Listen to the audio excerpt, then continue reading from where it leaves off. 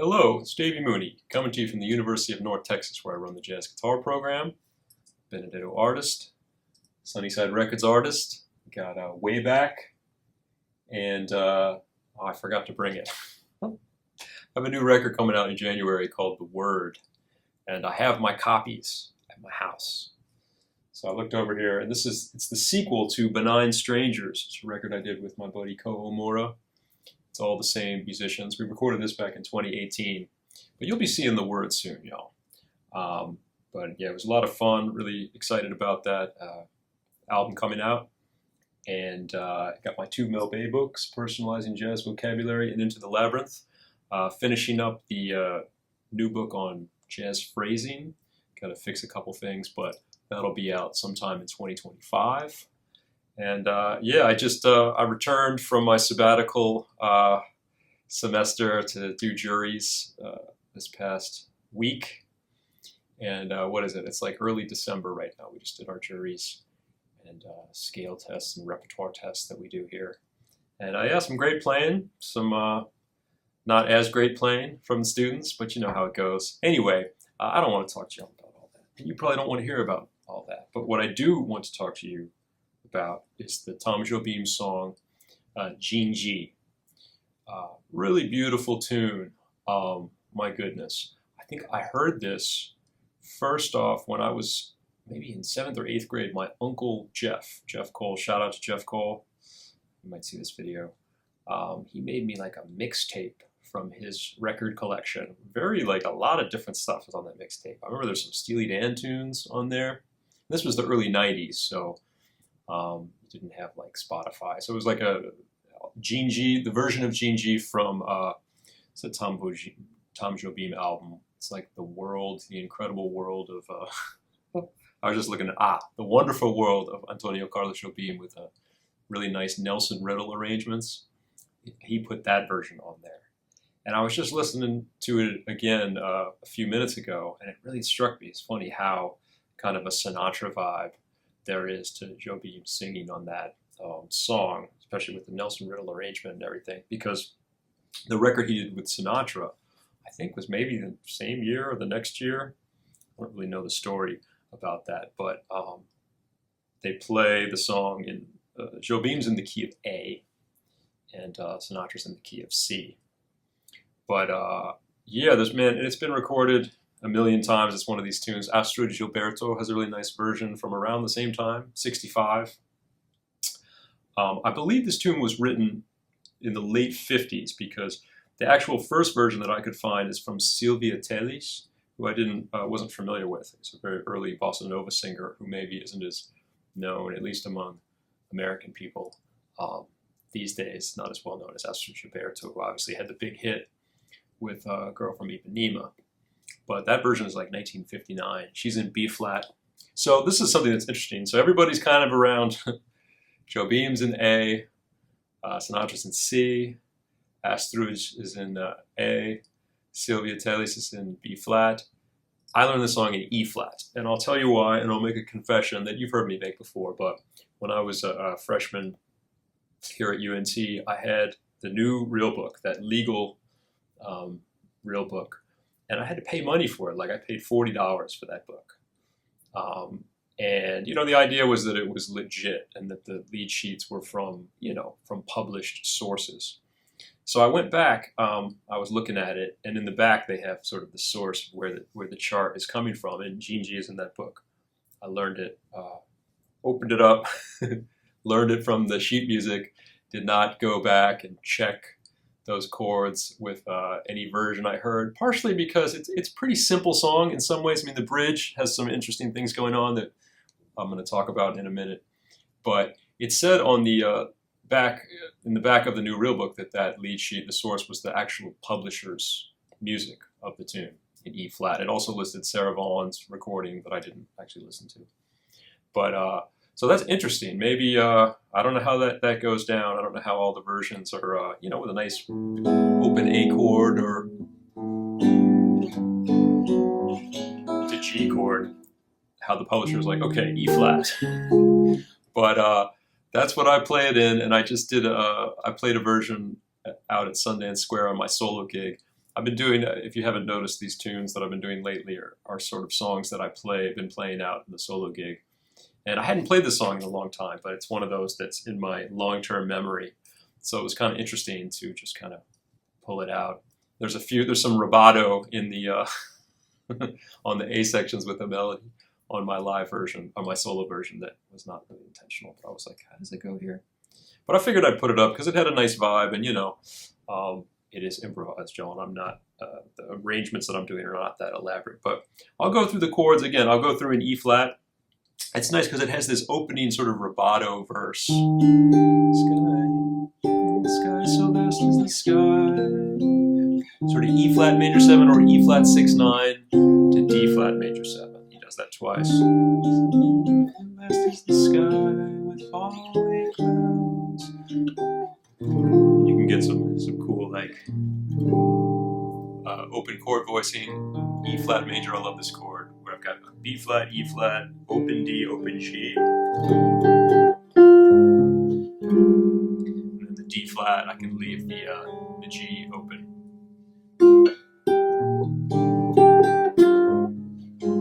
Get some sort of dissonance. And then C major, A minor. The Wayne Shorter version on Supernova, the dude actually goes to an A7 there, which I don't know if I agree with that. D minor, G7, harmonics if you want there. And that happens twice. When it speaks to the leaves,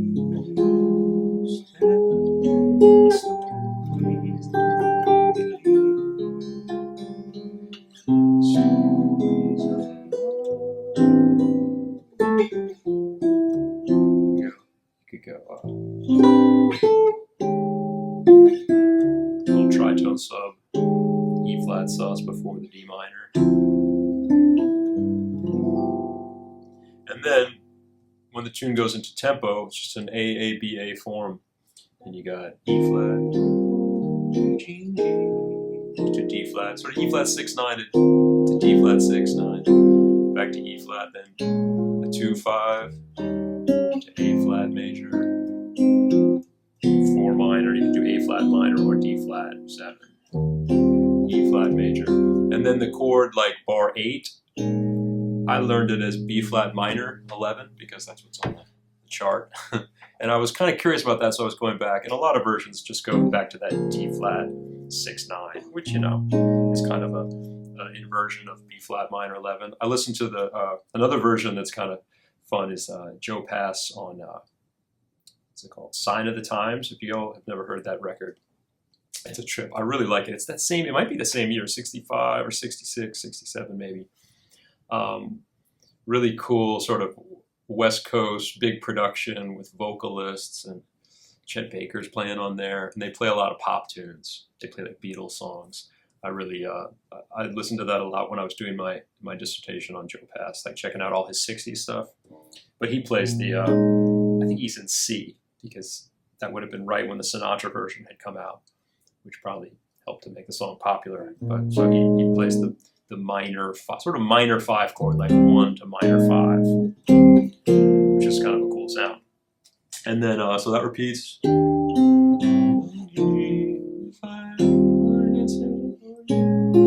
Whatever the words are there again, 2/5 to 4, 4 minor, 1. And now the bridge is really cool. It goes to the 3 chord, right? So there's a 2/5 to G minor, and he goes E flat minor, G minor, E flat minor, G minor, C7, and the same thing down the whole step, F minor, D flat minor, F minor, D flat minor, F minor, 2/5, back to E flat. And the last day is basically the same. So that, I remember that bridge, man, Jobim with the bridges, right? Girl from Ipanema is another one where the A sections are basically take the A train, right? But the bridge is a whole other world of sort of Wagnerian. And I say that because, that chord progression. I think that's kind of they use that in Star Wars, right? I don't actually have my Wagner source, but I know that that's like something that, or I have heard. I should check it, y'all, but I didn't. John Williams kind of borrowed that in Star Wars, you know, where you have the Darth Vader music.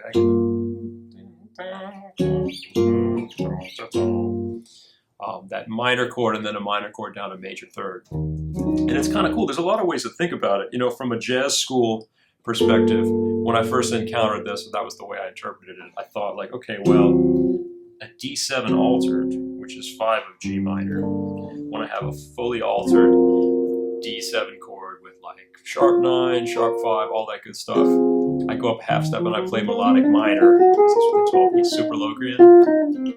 And that's like, you know, E flat melodic minor. So an E flat minor major 7 chord or E flat 6 minor 6 chord is in some ways like an inversion of a D7 altered. It's like D7 altered with the flat 9 in the bass. So that's how I sort of interpreted it. It's funny these days that when I was playing on it a second ago, I thought about it more as like, I kind of like just sort of G Dorian to E flat minor, E flat Dorian, in the sense of kind of lean into there being a D flat on the E flat minor chord, because then you kind of get the blues note. It's kind of like part of the blues scale almost.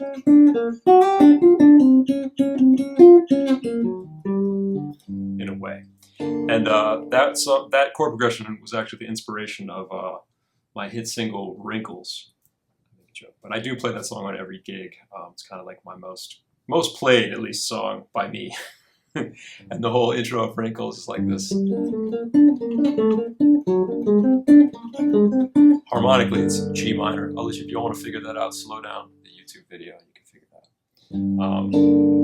But the chord progression is G minor to E flat minor 6. So it's really G and G, the bridge of G and G. Because that's where I first encountered that harmony. Also Darth Vader, also Wagner. And yeah, man, it's a beautiful tune. What else do I have to say about it? You know, improvising on it. I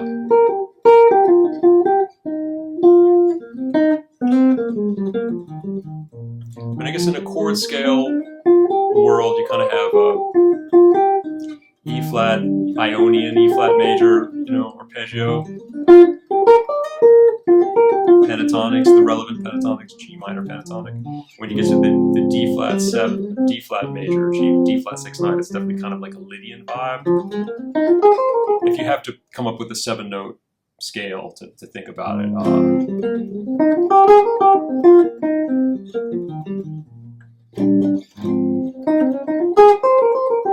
And then just 2-5 to A flat.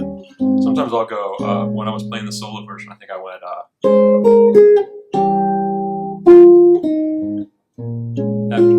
or at least when I was soloing on it, I would go B flat minor, E minor, A7 to A flat, like that tritone sub of the whole 2-5-1, which is very common in Bud Powell does that a lot, Wes Montgomery does that a lot.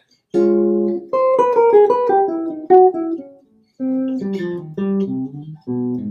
like that 5.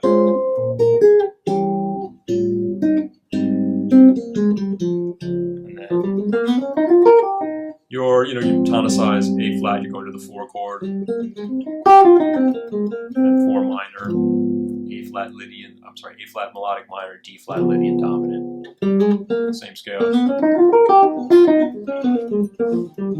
You know, again, if that's, what makes you happy, thinking of things in terms of 7-note scales, like melodic minor modes, I'm not too cool for school, obviously, because I'm in school all the time, teaching school, but same, I'm still in the jazz education industrial complex. And I like the melodic minor thing. I like the concept. Obviously, you want to also have jazz vocabulary and use that sort of way of thinking about the harmony in a musical way, in a jazzy way, for lack of a better term. So, nothing wrong with, when you have a D flat 7 sharp 11 going to E flat, nothing wrong with playing A flat melodic minor.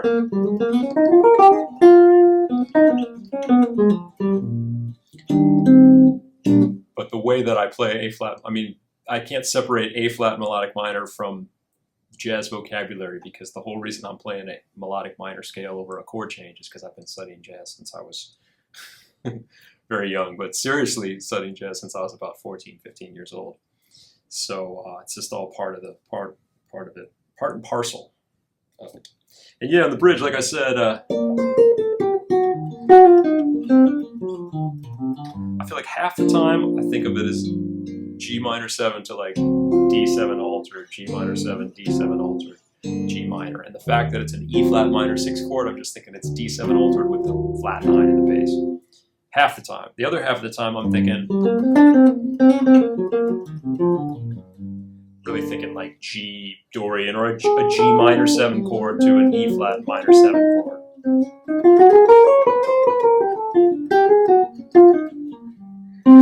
Same thing down a whole step.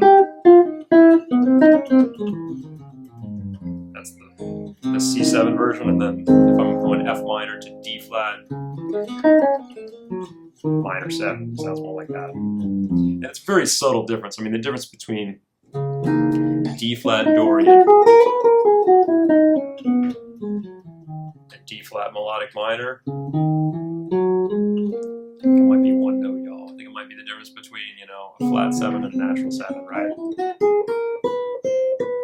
You might, if you're playing a fast and you're playing like a kind of flashy 8th notey line, you might play both of them, yeah. So these are very subtle differences, but at the same time, to me, they aren't really that subtle. They're subtle in the sense that it's one note difference, but man, that note can, like, imagine major third, minor third, that's one note different. It definitely changes the whole vibe of what you're trying to do. But again, yeah, it's a beautiful, beautiful song. Simple in some ways, but hey, that bridge is pretty sophisticated harmony, and it opens up you can definitely explore a lot. The other thing that struck me as I was kind of doing my quick research before I do these videos was I started thinking about the creator has a master plan, you know, Pharoah Sanders, how the whole part, because you know, I was hearing so much of that, you know, 6/9 chord and then down a half step, whole step, and another 6/9 chord, and you know, the creator has a master plan. Oh. I can't do Leon Thomas thing. But I wonder, you know, it's all the same era. I don't know if there was an inspiration there, especially since, I mean, Wayne Shorter on Supernova, so a wild record, there's that Gene G track where it's kind of I mean, it's hard for me to think of it other than anything as like they're kind of jamming a bit a la Bitches Brew. And then you have that really emotional recording or version of Gene G right in the middle there. So that was in the mix with a lot of quasi-avant-garde transitioning into, I guess, jazz fusion. So I wonder if that chord progression and creator has a master plan has some kind of source in Gene G. Don't know. Just it definitely got stuck in my head. I was like, wait, what am I playing? Wait, that's Pharoah Sanders. So anyway, I'm going to play a little bit on this tune and check out my my solo version if you like. It's on my YouTube channel, Davy Mooney Music. And keep an eye out for the word, y'all. It's going to be here soon.